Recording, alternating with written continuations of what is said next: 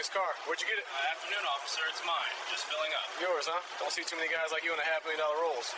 You borrow it or steal it? No, sir. Paid for and registered in my name. Must be some hustle to afford this. It's called a salary. I'm a judge with a superior court. Yeah, right. Nice car, the officer said, stepping in close enough that the judge could smell the coffee on his breath. Where'd you get it? Judge Nathaniel Briggs didn't even look up at first. He was halfway through refueling. Nozzle locked, numbers ticking up. The usual quiet afternoon rhythm of a small gas station off Highway 19. He glanced over calmly. Afternoon, officer, it's mine. I'm just filling up. The officer let out a short laugh, more disbelief than humor, and looked the SUV up and down like it offended him. Yours, huh? He said. Don't see too many guys like you in a $500,000 ride. You borrow it or steal it. Briggs's expression didn't change. No, sir. Paid for. Registered in my name. The officer's eyes narrowed. Must be some hustle to afford this. Briggs nodded once like he'd heard the joke too many times. It's called a salary. The officer smirked. Yeah, right. Briggs turned slightly, still calm. I'm a superior court judge. The officer stared at him for a beat, then scoffed like that was the most ridiculous thing he'd heard all week. Sure you are. And right there, at Pump 4, in broad daylight, an ordinary fuel stop turned into something else entirely. A confrontation that would be captured on multiple cameras, replayed frame by frame, and become one of the most controversial police investigations Brookside County had seen in years. Before we go any further, comment where in the world you're watching from. And make sure you subscribe because tomorrow's story is one you don't want to miss. Because the officer who walked up to Judge Briggs wasn't curious. He was convinced. Convinced the car didn't fit the man standing beside it. Convinced that meant the car had to be stolen. And within minutes, that false assumption would turn into a false accusation. Broadcast over police radio like it was fact.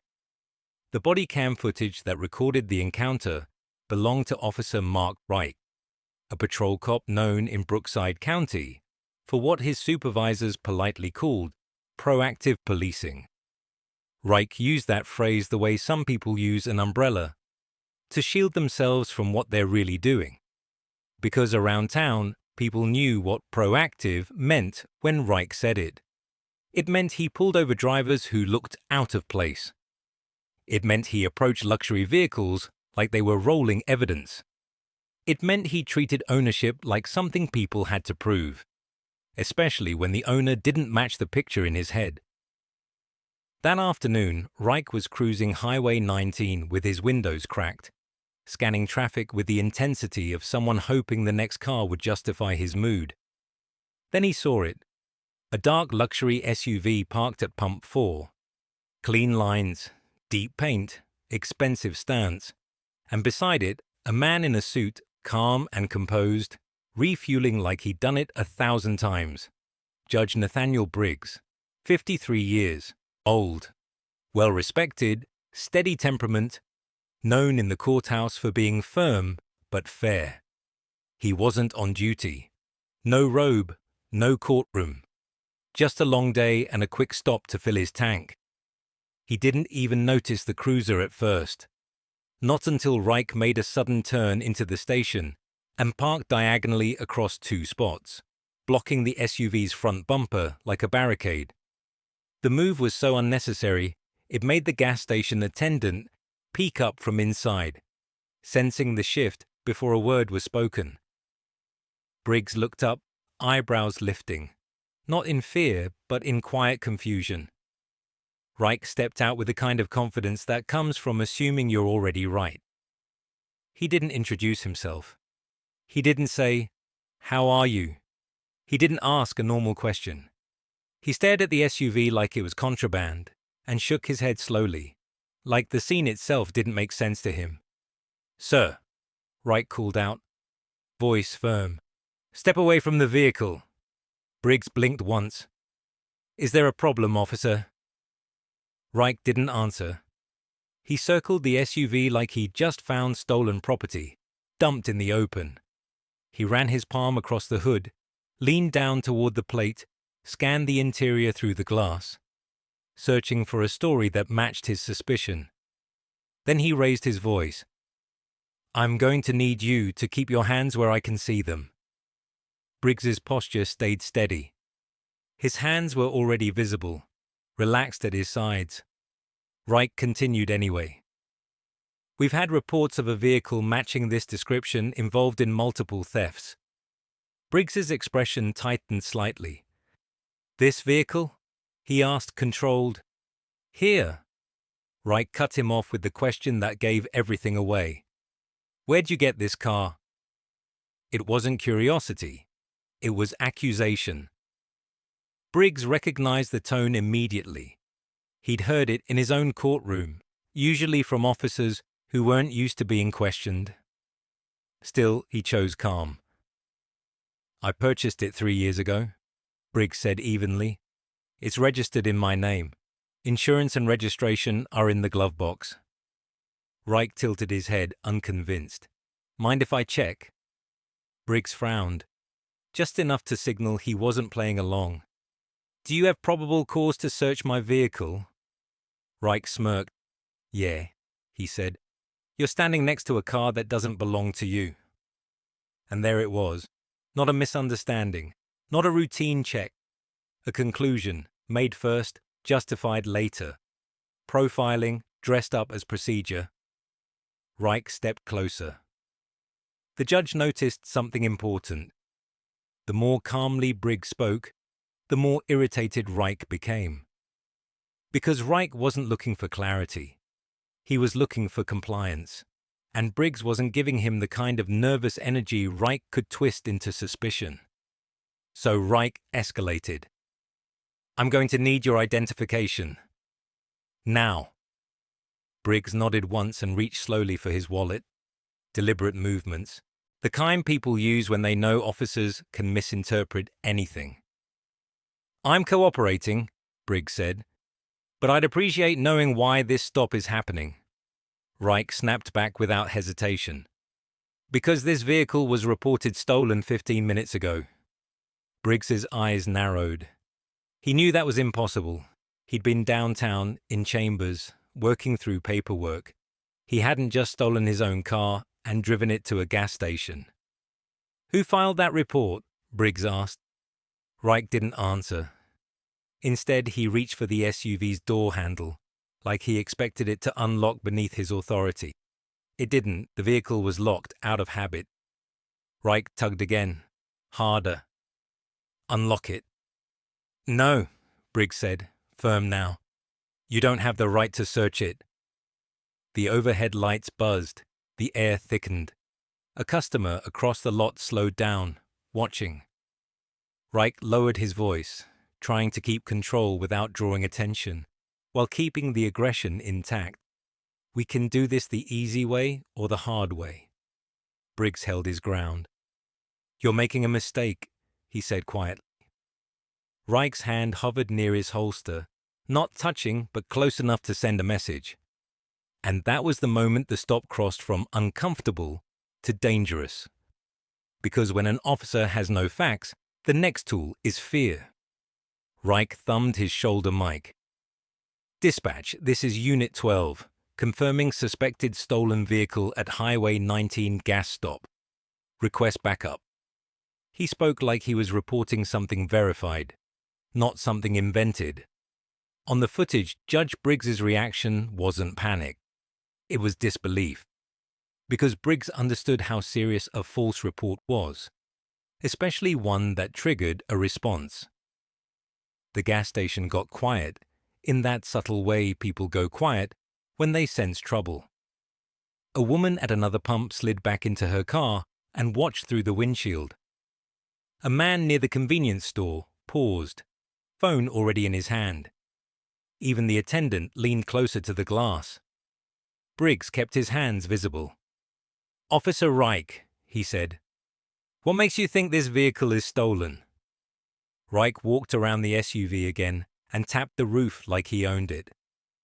because people don't just drive cars like this around here unless something's off. Not evidence, not behavior, just assumption.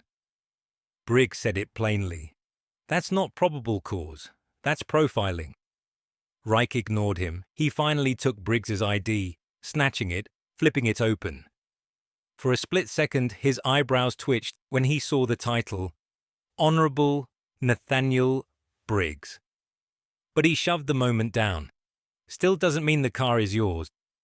Briggs inhaled slowly. My registration and insurance are in the glove box, he said.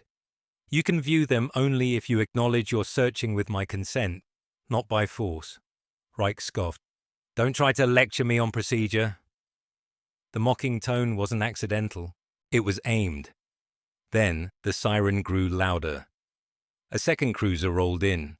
Officer Jansen stepped out, taller, younger, scanning the scene fast.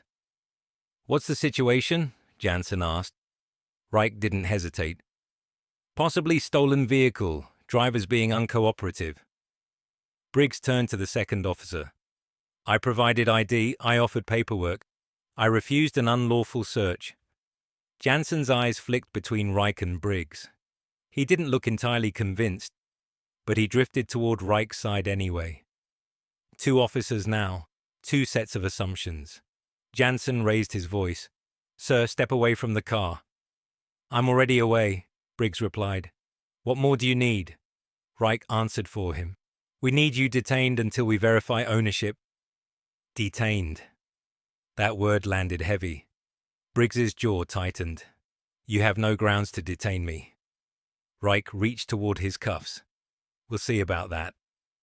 And around the edges of the lot, people lifted their phones higher. Because now it wasn't a check. It was an arrest forming in real time. Reich stepped forward, cuffs in hand. Put your hands behind your back.